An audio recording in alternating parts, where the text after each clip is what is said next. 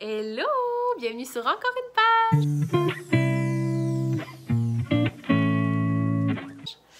Aujourd'hui, on se retrouve pour ma vidéo de statistiques mi-annuelles, de mi-année.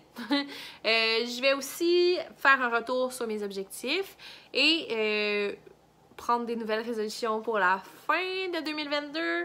Puis, ben, je réponds pas au Mid-Year Freakout Book Tag, mais j'ai choisi mes 3 questions préférées parce que y a des questions que je sais pas trop quoi dire, puis même à écouter, je m'en fous un peu de ce que la personne a à dire sur cette question-là, fait que j'ai juste choisi mes 3 préférées. Par exemple, de questions que je trouve un peu pas intéressantes, c'est genre « Quel est ton nouveau crush littéraire? » M'en fous. Genre, pas très intéressant pour moi, mais j'aime ça savoir le livre préféré, la pire déception et la surprise. Ça, c'est des choses que j'aime, que je trouve intéressantes. Il y en a quelques autres aussi là, que j'aime, genre qu'est-ce que tu prévois lire. Mais je vais le faire autrement. Je vais commencer avec un retour sur mes objectifs. Le premier objectif que je m'étais fixé, c'était de lire 50 livres parce que j'avais aucune idée comment ça irait avec un bébé.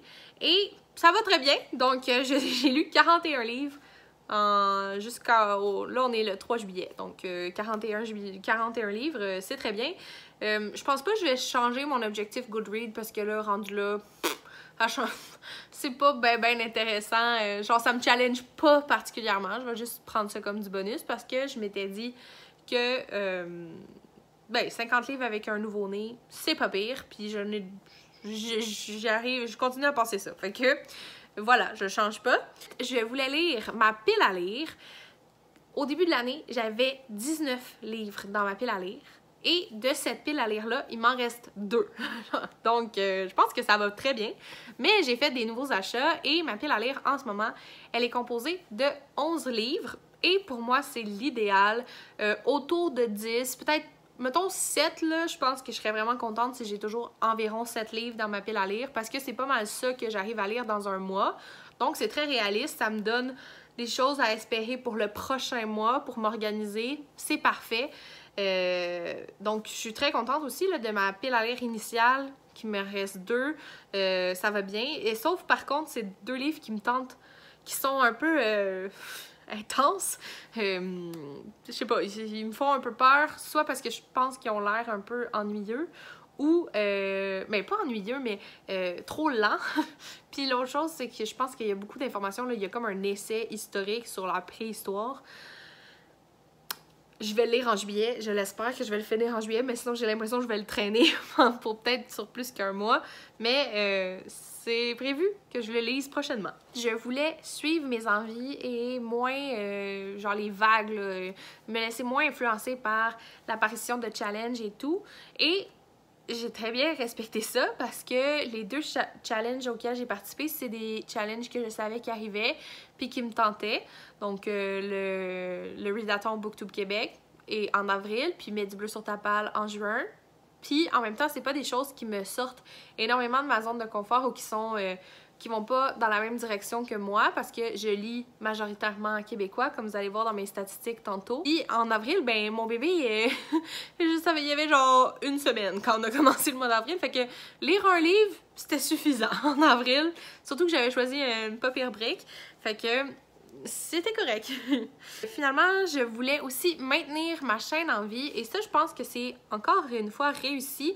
Depuis le début de l'année, j'ai pas manqué mon engagement de 1 vidéo 2 semaines.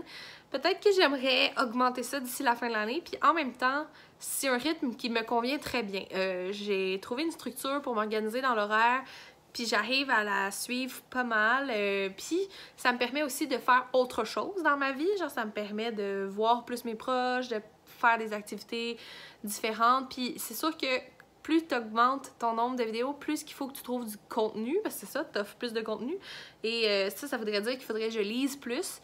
Mais si je produis plus de contenu, j'ai moins de temps pour lire. Fait que je peux pas lire plus. Fait que je pense que je vais maintenir le rythme de 1 vidéo 2 semaines, puis je vais conserver cet objectif-là.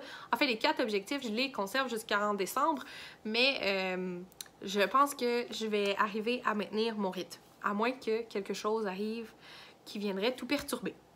On va maintenant passer à mes statistiques. Et comme les 2 dernières vidéos de ce genre sur ma chaîne, c'était en voice-over, l'image que je vais vous présenter. J'ai décidé de faire ce format-là pour 2022, c'est-à-dire qu'on voit tous les livres que j'ai lus à chaque mois, puis je trouve que visuellement, on peut voir facilement quel mois j'ai le plus lu, quel mois j'ai le moins lu, et aussi, ben, ça fait un rappel des couvertures. Fait que là, j'ai pas pris en note cette année les couleurs de couverture parce que je trouvais ça un peu insignifiant l'année dernière, mais on voit qu'il y a une majorité de bleu. Il y a aussi quand même un peu de jaune et de rose qui se retrouvent, mais sinon c'est assez bleu. Puis ben, c'est ça, vous voyez ce que j'ai lu et dans les détails, mais maintenant on va passer aux chiffres. Donc ici c'est un graphique qui représente mon nombre de livres lus par mois. On peut voir que janvier et mai c'est mes meilleurs mois. Mais mon plus petit mois, c'est avril. Et comme je l'ai dit en début de vidéo, j'ai lu 41 livres au total. Ensuite, si on compare avec mon nombre de pages lues par mois, on voit que c'est vraiment en mai que j'ai le plus lu comparé à janvier. Mais je dois dire qu'en mai, j'ai lu beaucoup de bandes dessinées comme c'était le mois de la BD. Et ça aide à faire augmenter le nombre de pages. Et le mois que j'ai le moins lu, c'est en février. Et là, ça fait plusieurs années que c'est ce qui arrive en février. C'est un gros mois au travail et c'est un mois quand même qui a 2 à 3 jours de moins que les autres. Donc, ça paraît. Des fois, c'est un livre de moins que j'ai le temps de lire dans ces 3 jours-là. Et aussi, ces 3 BD, ça peut faire une grosse différence. Et j'ai lu un total de 8147 livres. J'ai vu des gens qui avaient lu ça dans le dernier mois, mais je me compare plus. Là, si on y va avec mon appréciation des livres, on voit que même si en février, j'ai le moins lu, j'ai choisi des lectures qui me satisfaisaient un peu mieux, et où je les ai mieux choisies parce que c'est mon meilleur mois, et mon pire mois, c'est juin. Mais ma note moyenne, c'est 3,69. Ça ressemble pas mal toujours à ça, mais j'aurais espéré qu'elle soit un peu plus haute parce que je dois dire que cette année, je cherche un peu les coups de cœur. Il y a beaucoup de lectures qui me laissent un peu sur ma faim, ou bien que j'aime, mais j'oublie rapidement. Donc, j'espère dans la prochaine moitié de l'année d'avoir un peu plus de coups de cœur. Cette année, j'ai lu plus de gros livres parce que j'ai lu 2 livres en haut de 500 pages. J'en ai lu 2 aussi entre 400 et 500 pages, ce qui est quand même rare pour moi. Puis, ben, comme d'habitude, j'ai une forte concentration dans les livres de 101 à 200 pages. C'est vraiment le format que je préfère. Et aussi, comme je lis beaucoup de bandes dessinées, souvent c'est dans ce format-là. Mais la moyenne de pages par livre, c'est de 237. Le livre le plus court, c'était J'en appelle à la poésie de David Goudreau. Et le plus long, c'était La Maison des Feuilles de Mark Z. Danielewski avec 978 pages. Le prochain graphique que vous allez voir, c'est les auteurs que j'ai lus.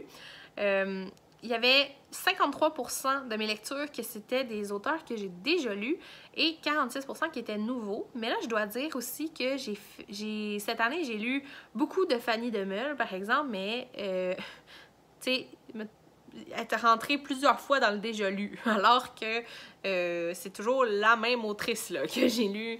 Mais je trouvais ça compliqué de commencer à dire, de changer mon total de 41 livres parce que j'avais lu 4 livres de Fanny Demeule, plus ça changeait, tu sais. C'était compliqué pour mes statistiques, fait que je les ai gardées comme ça, mais sachez qu'il y a des auteurs que j'ai relus et aussi j'ai continué quelques séries, fait que oui, c'est des auteurs que j'ai déjà lus parce que, ben c'est ça, c'est la suite d'une série. Mais quand même, c'est assez équilibré entre la nouveauté et la zone de confort. J'ai lu une majorité d'autrices, mais quand même près de 30% d'hommes et j'ai lu un seul livre écrit par une personne non-binaire. Ensuite, la provenance de mes auteurs, c'est une grande majorité du Québec avec 68%. J'ai lu 2 livres qui avaient été écrits par des auteurs ou des autrices canadiennes.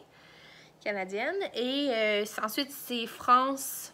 Ben, après le Québec, c'est la France qui domine ou les États-Unis. Puis la petite portion ici qui n'a pas de pays qui apparaît, c'est le Japon. Ensuite, il y avait une grande quantité de mes livres qui n'étaient pas diversifiés. Cette année, on dirait que j'ai décidé de m'enlever de la pression avec ça. Pas que je m'en mettais énormément, mais j'essayais quand même de bien choisir mes lectures en fonction de lire diversifié. Mais En 2022, mon objectif, c'était pas vraiment de lire diversifié, mais seulement de lire. Parce que je voulais pas perdre ce passe-temps-là malgré l'arrivée de ma fille. Donc, j'y allais vraiment avec ce qui me tentait dans le moment. Quand même une diversité au niveau de culturel et neurologique aussi. Mais ce que je trouve triste, c'est que j'ai pas lu beaucoup de diversité corporelle. En fait, il n'y a aucun livre que j'ai lu qui était de la diversité corporelle. Dans les livres diversifiés que j'ai lus, le 2/3 était Own Voice. Donc ça, c'est quand même une statistique qui revient année après année. Si je suis pour lire un point de vue diversifié, je préfère la plupart du temps que ça soit un auteur qui partage ce point de vue-là plutôt que quelqu'un qui en fait le récit sans nécessairement avoir partagé ce bagage-là. Maintenant, pour ce qui est des genres que je lis, principalement, j'ai lu de la littérature générale. Ça me convient vraiment. Sauf que l'an dernier, j'avais une meilleure proportion de littérature de l'imaginaire parce que j'avais vraiment envie de m'évader. Avec la pandémie aussi, c'était vraiment lourd. Puis je préférais être dans des mondes inventés que dans la réalité. Mais là, c'est un peu plus normal cette année, un retour un peu plus au quotidien. Mais j'ai vraiment lu beaucoup de non-fiction, mais c'est parce que j'ai lu Mappal et c'est des livres que j'aime acheter plutôt qu'emprunter. Maintenant, si on y va dans les détails des genres que j'ai lus, c'est principalement du contemporain, mais en deuxième place, il y a la romance. J'en lis de plus en plus, surtout en bande dessinée, mais là, avec les Bridgerton, ça fait augmenter cette statistique-là. Puis ensuite, dans les témoignages, qui est horreur, thriller, qui arrive en troisième place. C'est quand même étonnant parce que j'ai pas vraiment de souvenir d'avoir lu tant des horreurs, thrillers. Mais les témoignages, là, c'est des genres de... C'est un peu une catégorie que je sais pas trop quoi... Quand je sais pas trop où ce que le truc se retrouve, comme c'est pas de la fiction, mais c'est pas vraiment des études, c'est pas des faits. Je mets ça dans le témoignage. que... Peut-être que c'est aussi des genres de livres inclassables là, qui se retrouvent là. Le format de mes livres, c'était principalement des romans, mais près du tiers étaient des bandes dessinées. Puis j'ai lu, je pense, 2 ou 3 recueils, puis un seul album qui était Truffe au tout début de l'année. Ici, c'était une statistique que j'avais vue Maps récolter. En fait, elle avait pris en note les maisons d'édition et j'étais curieuse de voir, moi, s'il y avait des maisons d'édition que je lisais plus que d'autres. J'étais certaine que les maisons d'édition de bande dessinée étaient pour être assez hautes. Et évidemment, La Pastèque, c'est la maison d'édition que j'ai le plus lu. Mais j'aurais pensé que Papa aurait été quand même assez haute. Puis je me suis rendu compte que j'en avais lu un seul cette année. Et c'était au mois de juin. Donc, peut-être que ça va changer. Les Malins aussi, c'est assez haut et à Mac parce que j'ai beaucoup acheté de livres de ces maisons d'édition-là. Et comme je lis principalement ma pile à lire, eh bien, c'est là qu'on retrouve. Ici aussi, c'est Maps qui avait pris en note ça. C'est les années de publication de ces livres. Moi, j'ai lu principalement des livres sortis en 2021, en 2019 et en 2020. Mais il y a aussi un petit peu là, dans la dernière décennie, il y a des livres qui se retrouvent, que j'ai lus. Puis le plus vieux, c'était 1963 avec L'Auberge des morts subites. Les livres que j'ai lus étaient dédiés principalement à un public adulte. Mais j'ai lu quand même quelques livres jeunesse et quelques livres YA, donc young, jeune adulte. Mais c'est ça, principalement adulte. J'ai lu plus de livres de ma pile à lire que d'emprunts de la bibliothèque. Et j'en suis pas peu fière. Je suis très contente de cette statistique-là. L'an dernier, c'était vraiment pas à ça que ça avait l'air. Puis je suis contente d'avoir un peu ramené le focus sur si tu achètes des livres, il faut que tu les lises. Puis je lisais beaucoup mes emprunts de bibliothèque parce que je les priorisais, parce que je faisais des challenges. Puis là, je voulais lire telle affaire avant telle date parce que le challenge était pour être fini. Mais là, je fais pas ça cette année. Et ça va un peu mieux. Donc, c'est ce qui conclut la portion statistique de cette vidéo. J'espère que le format voice-over avec visuel vous vous convient toujours. Sinon, dites-moi que vous aimeriez quelque chose d'autre et ça me va. Mais c'est quand même simple pour moi, comme ça. Aussi au montage, ça fait moins d'images à faire des captures d'écran puis les intégrer dans la vidéo.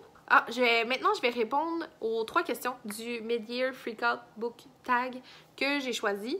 Donc, mon meilleur livre à date, mon plus gros coup de cœur que je recommande pour 2022, c'est Roux clair naturel de Fanny Demeule. J'ai vraiment adoré ma lecture. J'ai trouvé ça tellement original, tellement poignant. J'ai trouvé que c'était bien écrit. J'ai aimé le propos aussi qui était tenu. J'ai vraiment trouvé ça fascinant de suivre l'obsession de la protagoniste pour son sujet, là, pour la couleur de ses cheveux et son mensonge. Sérieusement, je l'ai recommandé et je l'ai passé à vraiment beaucoup de gens déjà, ce livre-là. Et à date, il n'y a personne qui me dit qu'il l'a pas aimé. Fait que, je vous dis, faut que vous lisez ça. C'est vraiment très bon. Mais si vous voulez bien faire les choses, je vous conseille de commencer par Déterrer les eaux, qui est quand même parce que Roux clair naturel, c'est un peu dans la même lignée que Déterrer les eaux, mais ça se tient tout seul. Vous pouvez le lire puis vous allez tout comprendre, qu'il n'y aura pas rien de bizarre. Mais avec Déterrer les eaux, il y a quelque chose qui vient alourdir Roux clair naturel, puis c'est intéressant. C'est vraiment plus... je trouve que ça ajoute beaucoup. Ma plus grande déception, c'est la série Ma vie de Cossin sucré, là. Le premier roman, c'est Gâteau sec. Ma vie de gâteau sec de Elisabeth Barry-Lessard, publié chez Les Malins. J'avais vraiment l'impression que j'allais aimer cette série-là parce que c'était dans un monde de danse, c'était des ados, ça avait l'air d'être des romans jeunesse assez faciles à lire, puis touchants, puis bien écrits. Mais non, pas vraiment. J'ai trouvé les personnages très peu complexes, l'histoire un peu prévisible, le sujet de l'anxiété, ben ça commence à plus être si original. J'ai trouvé que l'écriture était quand même pauvre, malheureusement. Fait que ça m'a vraiment déçue parce que je l'avais acheté en me disant « Hey, c'est une bonne idée parce que si j'aime ça, il va falloir que j'achète toutes les tomes. » Ils sont déjà rendus à comme 5 ou 6 tomes de cette série-là. Mais non, je vais pas acheter les prochains tomes. J'ai pas envie de continuer cette série-là, sérieusement.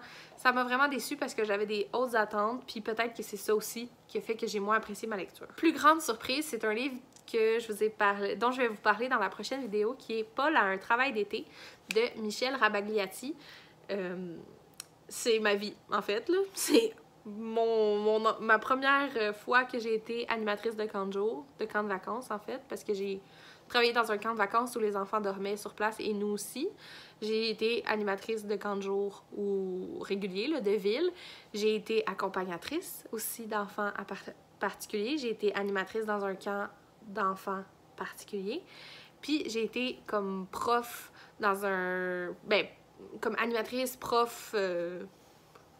adulte responsable, je sais pas trop, dans le programme Explore. J'ai vécu la même expérience que Paul, sauf que d'un point de vue féminin. C'est vraiment ça. Et j'ai vraiment aimé ce livre-là. Ça m'a replongé dans mes souvenirs. C'est des beaux souvenirs. C'est un été que j'ai vraiment apprécié qui a été très formateur. Donc, je vous recommande. Si vous avez déjà lu des Paul ou si vous en avez pas lu, c'est un excellent tome de la série. Et toutes les Pauls se tiennent entre eux. Hein. Vous n'êtes pas obligé de lire dans l'ordre. Moi, j'ai décidé de le faire cette année parce que j'en avais lu ici et là. Puis là, je trouvais ça un peu moins satisfaisant. Fait que j'ai décidé de reprendre du début puis de toutes les lire. Fait que lui, je l'avais jamais lu et j'ai beaucoup aimé. Avant de terminer, je vais vous dire un peu mes résolutions pour la deuxième moitié de 2022. J'ai décidé de prendre 5 résolutions ou 5 objectifs. Au début de l'année, j'en avais 4, fait que ça me fait 9 pour 2022. Ça me gosse que ce soit pas un chiffre rond, comme 10, mais je trouvais ça bizarre de prendre 6 objectifs. Alors que j'en ai probablement plus que ça, là, que je vais pas dire, mais parce que j'y pense pas, mais c'est ça. Voilà les objectifs que j'aimerais me fixer pour la fin de l'année. J'aimerais lire Bridgerton. Je suis rendue au tome 3. Ce qui fait qu'il m'en reste 6 à lire. Il reste 6 mois. Ça devrait être possible. J'aimerais ça le finir avant décembre quand même parce qu'à un moment donné, ça fait une vidéo qui s'étire. Mais je crois que c'est possible de lire les Bridgerton avant la fin de l'année. Mon deuxième objectif, c'est de continuer à lire Ma pile à lire. Mais en fait, c'est pas mal la même...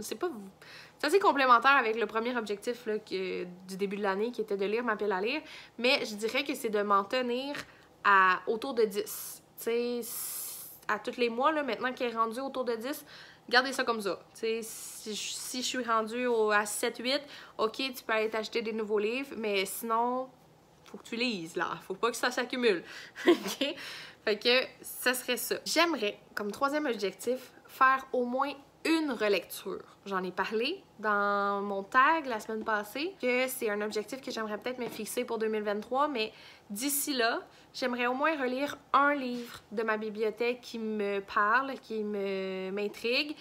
Je sais pas encore lequel, je vais pas le dire ici parce que je veux pas m'engager à lire ce livre-là spécifiquement, mais quand ma pile à lire va être rendue à un niveau qui me satisfait, en bas de 10, je pense que là, je vais me permettre de refaire une relecture parce que j'ai vraiment envie. J'ai vraiment envie de faire ça. Ensuite, une chose que j'ai pas faite en ce début d'année et que j'aimerais faire d'ici la fin de l'année, c'est une lecture commune. D'ailleurs, s'il y a quelqu'un que ça y tente de faire une lecture commune avec moi, écrivez-le en commentaire. Sinon, ben, peut-être quelqu'un va annoncer un livre, qu'il va présenter un livre qui m'intéresse, puis là, je vais sauter sur l'occasion pour proposer une lecture commune parce que j'aimerais vraiment ça. C'est une expérience que j'ai découverte avec BookTube, puis j'apprécie. J'apprécie avoir les points de vue des autres sur le même livre. Surtout si c'est des livres qu'on ne pense pas avoir la même opinion. Par exemple, quand j'avais lu Orgueil et préjugés avec Karine, elle, c'est un peu plus son genre littéraire que moi. J'ai trouvé ça intéressant comme exercice. Fait que j'aimerais ça refaire ça. Et mon dernier objectif, ce serait de finir au moins 5 séries qui sont déjà terminées. Tu sais, j'en ai des séries... J'ai fait une vidéo au début de l'année, les séries que j'ai commencées. Il y en a des séries qui sont ongoing, puis je suis à jour la plupart du temps. Mais il y a des séries qui sont terminées et que je traîne. Et parmi les séries que j'aimerais terminer, il y a celle qui est comme un peu non officielle de Michel Jean avec... Atouk, Koukoum et Le vent en parle encore. Fait que là, il me resterait Le vent en parle encore. Il y a L'Osticha qui me reste le tome 3. Je l'ai dans ma pile à lire de juillet. Il me reste Le mari de mon frère que j'ai commencé au mois de mai. Fait que ça, je vais l'étirer un peu plus jusqu'à la fin de l'année. Les Pauls que j'ai décidé de, comme ça, au mois de mai, de commencer à les lire. Donc, j'aimerais ça les lire d'ici la fin de l'année aussi. Il y a la série Crevette.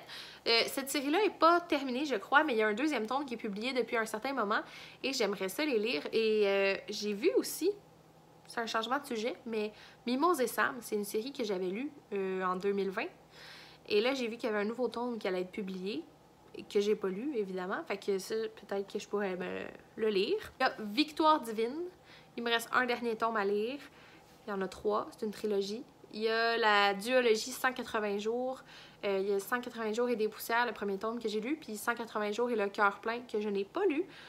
Et il y a une autre série que j'avais oublié de mentionner dans cette vidéo-là, qui était les enquêtes de Joaquin Morales, de Roxane Bouchard. J'ai lu le premier tome, Nous étions le ciel de la mer. J'ai dans ma pile à lire le deuxième tome de La mariée de corail que j'ai trouvé pour 2 $. Et il y a un troisième tome qui est Le murmure des acapiques. Donc, j'aimerais lire les 2 tomes d'ici la fin de l'année. Fait que là, ça fait beaucoup de tomes que je dis. Mais en tout, là, j'ai calculé tout ça. Avec les Bridgerton, les tomes de série, une relecture, ma pile à lire. Ça fait une vingtaine de livres. C'est réaliste, je crois, quand même. Et ça me donne du lousse pour mes envies du moment, faire des emprunts, des petites BD ici et là. Fait que, je pense que c'est réaliste. Surtout que je suis en congé jusqu'en décembre environ. Fait que je devrais avoir le temps de faire toutes ces lectures-là. On l'espère. C'est déjà la fin de cette vidéo. J'espère que vous l'avez appréciée. Si c'est le cas, n'hésitez pas à la liker et à la commenter. Dites-moi dans les commentaires quel livre vous aimeriez lire d'ici la fin de 2022. Ou bien, est-ce qu'il y a une lecture commune que vous aimeriez faire avec moi? Ça serait très intéressant pour moi. Ça répondrait à un de mes objectifs. Et sur ce, je vous souhaite du succès dans vos projets et dans votre vie. Et on se revoit très bientôt. Bye!